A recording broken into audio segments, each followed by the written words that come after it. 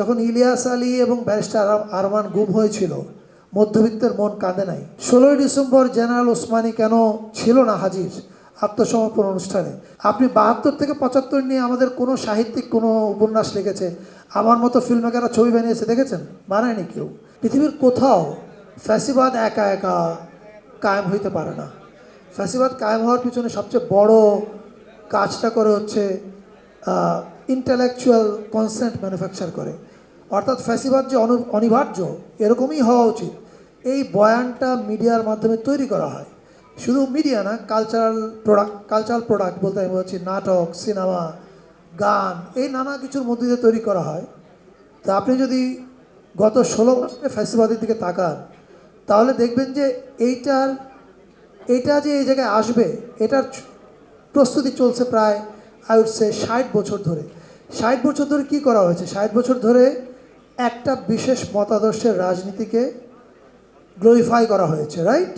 বলা হয়েছে, ইতিহাসগুলো এমনভাবে তৈরি করা হয়েছে, দেখলে মনে হয় ও আওয়ামী লীগই একমাত্র সত্য, আওয়ামী লীগ যাদের রাজনীতি করছে, তাদের যারা রাজনৈতিক নেতা তারাই সত্য, আর এর উল্টা দিকে যারা আছে তাদেরকে মানুষ বানানো হয়েছে, মানে ডিহিউম্যানাইজ করা হয়েছে।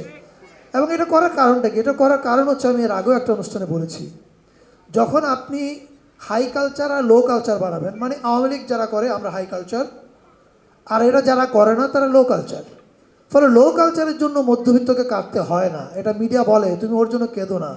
যখন আপনি খেয়াল করে দেখেন, যখন ইলিয়াস আলী এবং ব্যারিস্টার আরমান গুম হয়েছিল, মধ্যবিত্তের মন কাঁদে নাই, কারণ ওকে শেখানো হয়েছে ও তো বিএনপি জামাত করে, বিএনপি জামাত তো যথেষ্ট হিউম্যান না। এই যে বয়ানটা তৈরি করা হয়েছে, এই বয়ানটাই 24 এসে ভেঙে দিয়েছে। 24 এসে বলেছে, তুমি কে কোন দল করে, কোন মত করে, এটা দিয়ে তুমি উঁচু মানুষ আর নিচু মানুষ তৈরি করতে পারবা না। 24 এই যে ভেঙে দিল, এই ভেঙে দেওয়ার ফলেই কিন্তু আমাদের বিপ্লব ঘটেছে, রাইট? এখন এই বিপ্লবের পরে আমরা কি এইটাকে কালচারালি এবং মিডিয়ায় কতটা ক্যারি করতে পারছি? That's the question. এটা অনেক বড় কাজ। 54 বছর ধরে ইতিহাসের, দেখেন, আপনি কি কখনো এটা দেখছেন যে 16ই ডিসেম্বর জেনারেল ওসমানী কেন ছিল না হাজির আত্মসমর্পণ অনুষ্ঠানে? এইটা আমাদের ইতিহাসবিদেরা কখনো প্রশ্ন করেছে? করেননি। আপনি এটা নিয়ে কোনো সিনেমা দেখেছেন? দেখেননি। আপনি 72 থেকে 75 নিয়ে আমাদের কোনো সাহিত্যিক কোনো উপন্যাস লিখেছে, আমার মতো ফিল্ম মেকাররা ছবি বানিয়েছে দেখেছেন? বানায়নি কেউ।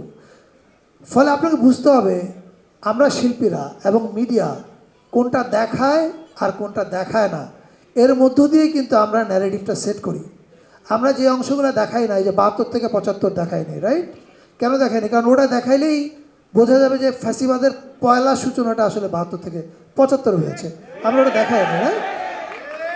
এই যে কোনটা দেখাবো আর কোনটা দেখাবো না, এই বিপদ তো আমরা 54 বছর না, এটা আরও আগ থেকে শুরু হয়েছে, এটা 60s থেকে শুরু হয়েছে।